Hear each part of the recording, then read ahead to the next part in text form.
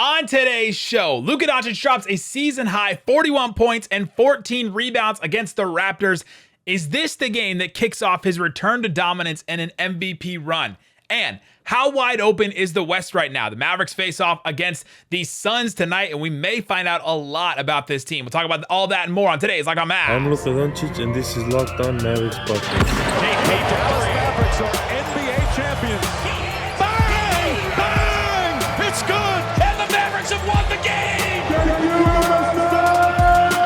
If you don't believe, you shouldn't be here.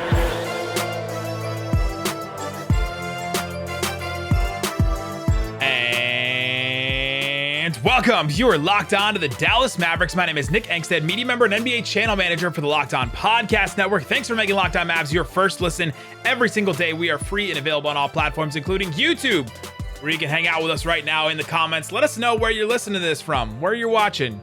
Let us know what you think about Luka Doncic. Describe Luka Doncic in one word. Just try it in the comments. Today, we are going to get into this game against Raptors. The Dallas Mavericks get a win against Toronto, 102-98. Another low-scoring affair for the Mavericks. Another defensive win, basically, for the Mavs. Was it the Mavs' defense? Was it the Raptors just running out of gas? We'll talk about that. But, man, we got to start with Luka Doncic, 41 points. How fitting. Just how, look at that guy back there. Look at that Dirk. How fitting. Oh, here he is. He's right here, too. 41 everywhere around my room. There's a little 41 bobblehead.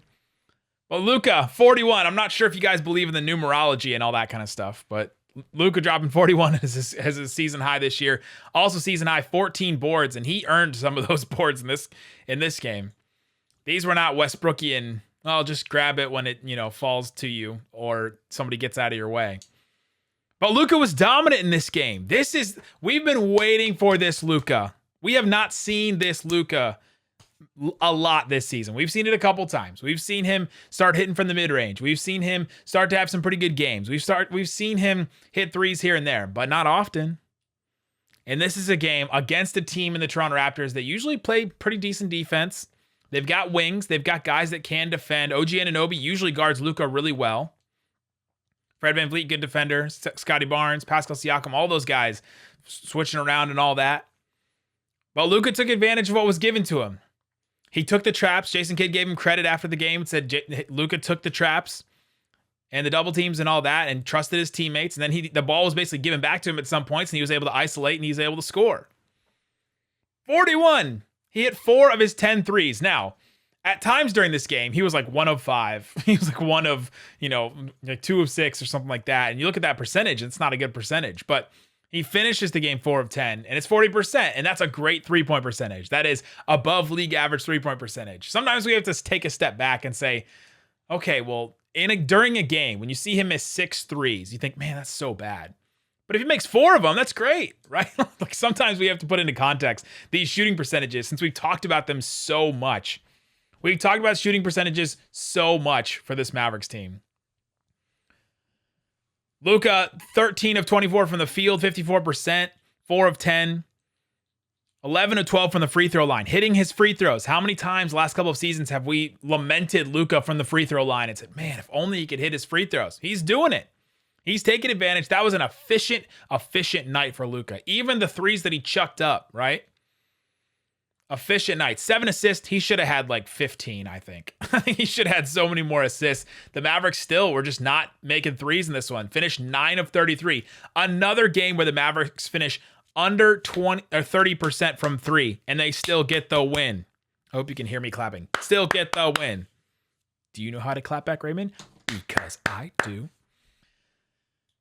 Dorian, 1 of 6 from 3. Maxey, 0 for 3. KP, 0 for 2. Brunson, 0 for 2. Tim Hardaway hit 2 of his 5. That's good. Bullock, 1 of 4. These guys are still not hitting threes, but Luka drug them to a victory. And at times, it felt like Luka was dragging them. And it felt, you know what it felt to me like? I wrote this in my notes. I said this in my Locked On Now after the game. It felt like Luka was playing against the Clippers in those playoff series. And it's not because this Raptors team is, up in that level to where that Clippers team was, but they have these wings. They switch a lot. And so what Luka had to do, he had to go back in that mode. He had to go back in that mode of when he was playing against the Clippers in those 2 playoffs. and he had to make quick decisions. He had to be aggressive. He had to get to his spots. He had to make quick passes. He had to make decisive decisions. He couldn't just hold the ball a lot. He held the ball in this game for like one possession, didn't realize that the clock had reset to 14 seconds on the shot clock, and got a shot clock violation, and it shocked him. Because he was like, oh, finally, I have time. I have 24 seconds to finally get something, and they're going to single team me. And the clock was like, no, you forgot that it was 14 seconds. That was like the one big mistake he made in this game. He had four turnovers, which is really low. That's really, really low number for Luka. The Mavericks finished with 16 total, but Luka with 4, that's a low number for him. That's below his season average, and it's also low for a guy that had the ball as much as he did. Can this put him back into an MVP type mode? I don't think he has enough momentum right now unless the Mavs go on some crazy run for him to actually win the MVP. I'm not sure our friends at BetOnline have MVP odds up right now, but I would expect his odds are not good right now. But can he get back into that mode? Is this a game that kickstarts him right now? The 3 is super important. The 3 is so important for Luka to start hitting. If he goes 4 of 10 the rest of the way, that'd be incredible, right? Like, he needs to do that, because right now he is just not hitting his threes at a clip that says MVP, that says that guy. He's shooting 28.9%, basically missing out on, he's taking a little less threes than he normally does, and he's making obviously a lot less threes than he normally does. But he's missing a lot of his threes, and that's been a big thing. But he hit 4 of them in this game. 2 of them in the fourth quarter that were massive. They were huge. 2 really big threes in this game. A step back 3 from the left wing with a minute left to give the Mavericks a 196 lead over the Raptors. That spot right there, it's almost like you just feel it. As soon as he gets to that spot, you can just feel that he's going to hit that shot from the left wing. Deep step back, doesn't matter. He hit the game winner against Jason Tatum this year. He hit the game winner in the bubble against the Clippers. He's hit another game winner he just keeps hitting from that spot, and it's just, that's the new spot for Luka. Just don't let him get to that spot. Don't let him. And the Raptors definitely did. But yeah, an incredible game for Luka. The 14 boards, 7 assists, the free throw line. I've talked about all that. He can get to that point. Oh, I gotta give him the honor. I gotta give him the honor. Hot man, the hot player. He has to be the hot player of the game. A Dirkian, 11 of 12 from the free throw line. Dirk would be so proud. He would call him the hot player in this game. And he was just hot, and it was hot in the way that his pace was hot in the half court. He pushed a little bit in transition, but it was really his pace in the half court, I think, that really helped this team and really helped the Mavericks get to this win. Because there are times in this game I was like, man, the Mavericks don't deserve this game. There are times when I just said, man, if the Mavs lose this game, I will not be surprised. But Luka drug him to a win, and that's what superstars do. That's what stars do. That's what mega stars do. That's what max contract player guys do. Super max contract players do. That's what they do. And that's what Luka is. 42 minutes in this game. And he was asked after the game if he was finally feeling back to where he has been physically. And he said yes. And I think that's a big part of it. That's a huge part of it for Luka. He missed all that time with injuries and then COVID. He missed like 2 weeks, like 2 full weeks. No, yeah, 2 full weeks. He was out December 11th through January 1st. Man, that's a long time. That's almost 3 weeks, actually, if you think about it like that. He missed a long time that he was out. And he actually got sick and actually had symptoms for COVID. And so he was dealing with a lot. He also had those injuries that they held him out for a little bit there, too. Because remember, he started that whole inactive streak because they were holding him out with, because of those injuries. Because he needed to get better. He needed to get right. He was holding his ankle and leg like every game. I know he just did it last game, but he didn't do it in this one. So great game for Luka. Good to see him have a bounce back night, or just a bounce forward night, a spring forward night, a launching off point for his season, hopefully.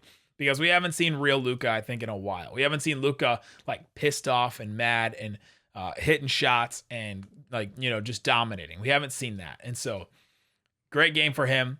Coming up is Kristaps Porzingis on a minutes restriction. He looked great in the first quarter, and then in the fourth quarter, we barely saw him at all.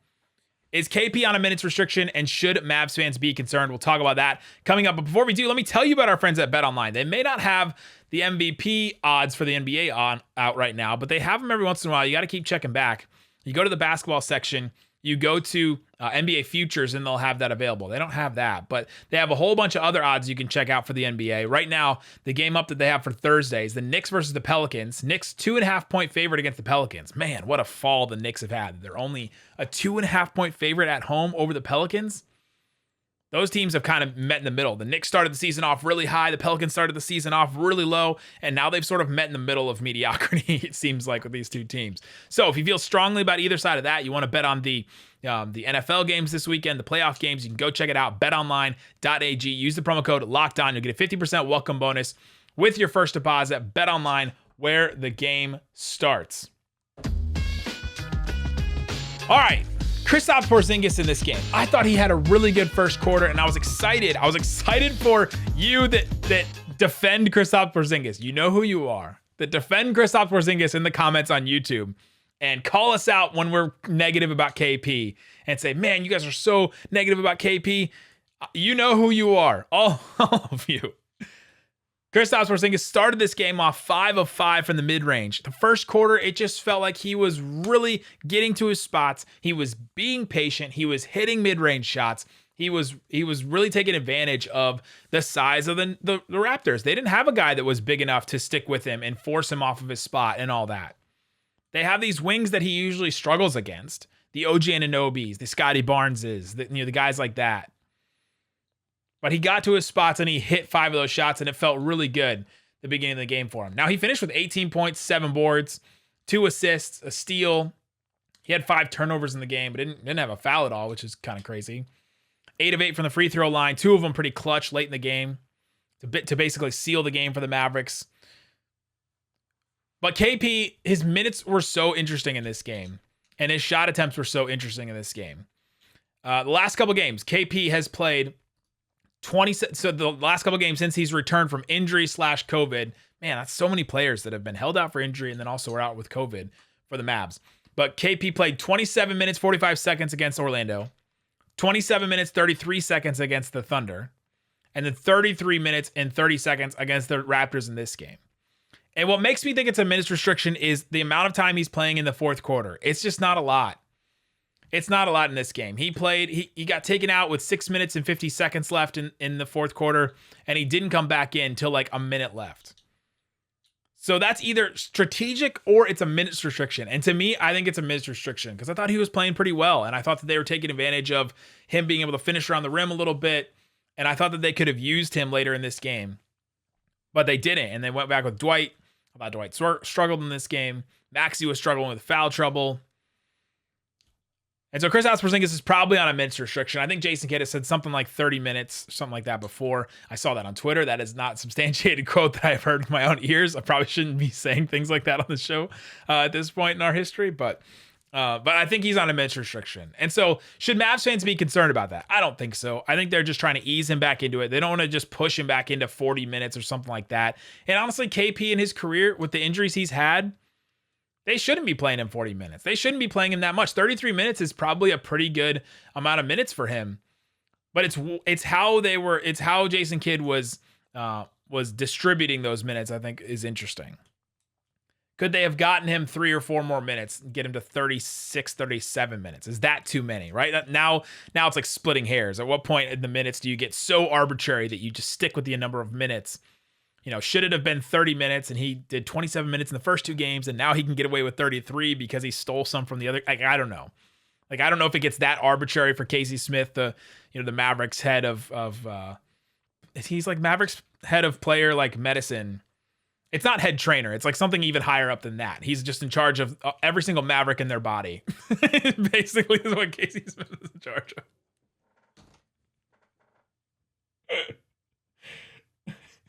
I don't know if that's definitely not his correct title or his description of his job.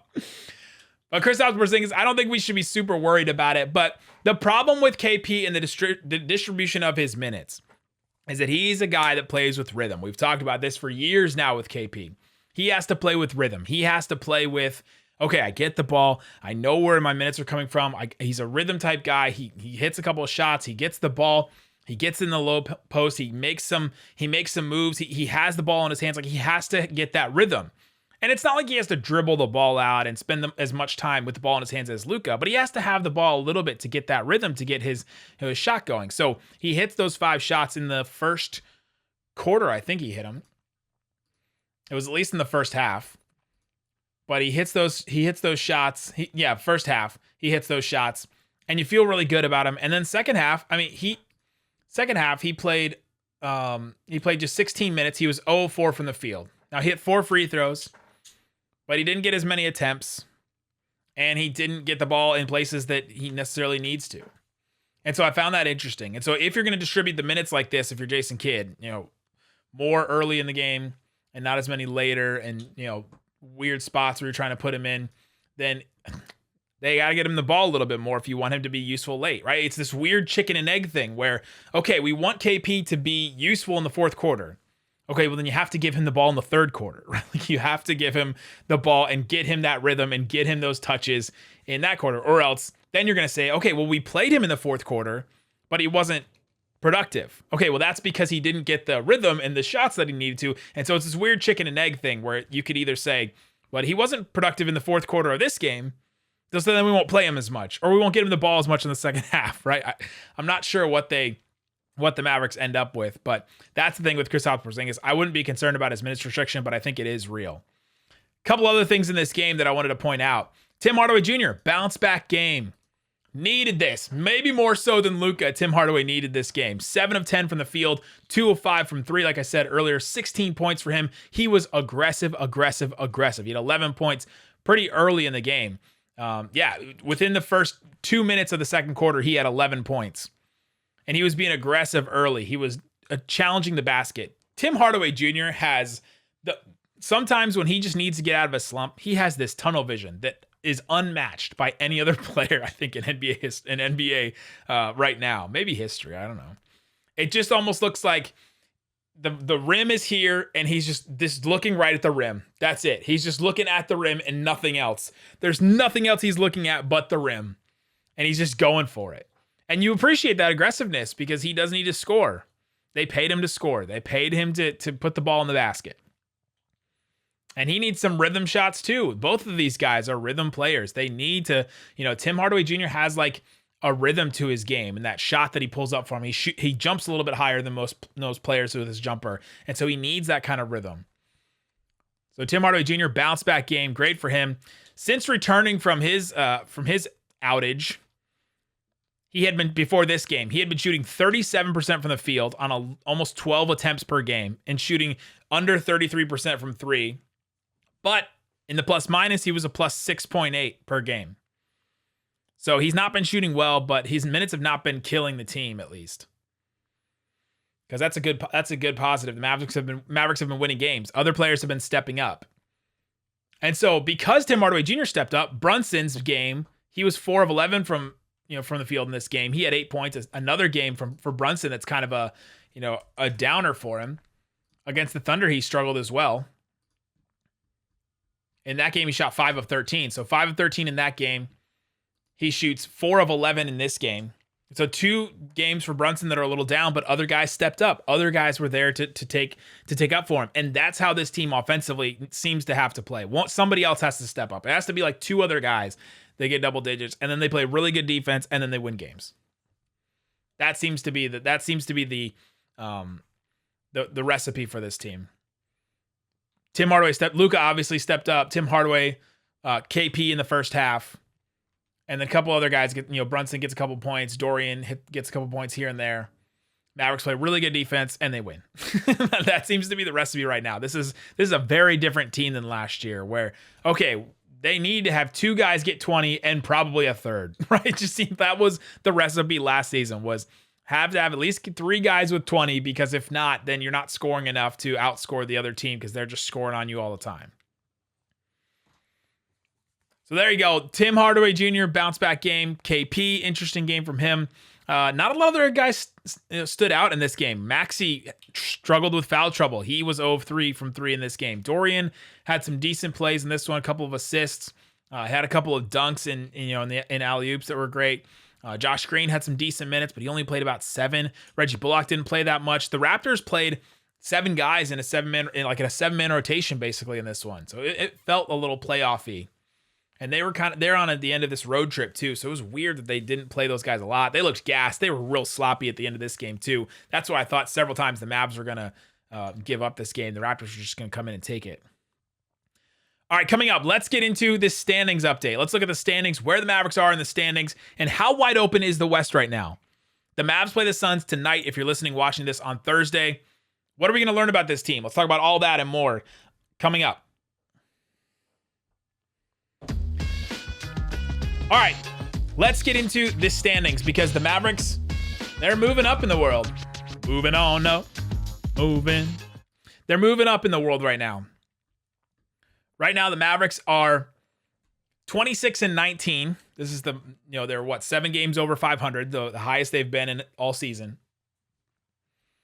And they're just 5 games back from Memphis, and they're 5.5 games back from Utah. Utah lost to the Rockets on Wednesday night, and Memphis lost to the Bucks. So the Mavericks make up a couple games here and there, and now all of a sudden, if the Mavericks are playing like this, if they're playing defense like this, the Jazz are playing like that, and Memphis kind of comes back down to earth a little bit, the Mavericks can make up that ground and maybe move into 4th or maybe move into even 3rd. 5 games is not that many for how many games the Mavs have left. It's not that many to make up. It's possible. I started to look at some of the records, and December 19th, it's January 19th today as I'm recording this. The Mavs are 26-19. So today they're 26-19. They're 5th in the West. Exactly a month ago, the Mavericks were 14-15. So they were 1 game under 500, and they were 9th in the West. And Mavs fans were bailing here and there. They were off of it. They were just like, I can't stand this team anymore. It's the same roster and all this. What a difference a month makes. Because now it seems like everybody's back. The numbers for Locked On Mavs are reflective of your interest in the Mavericks. We understand that. So yeah, the Mavericks were 1 game under 500. Now they're 7 games over 500. So the Mavericks were made up basically 8 games right there in this last month. If they can do that again, sky's the limit for this team. So you look at the standings, and all of a sudden the Mavericks have a chance here.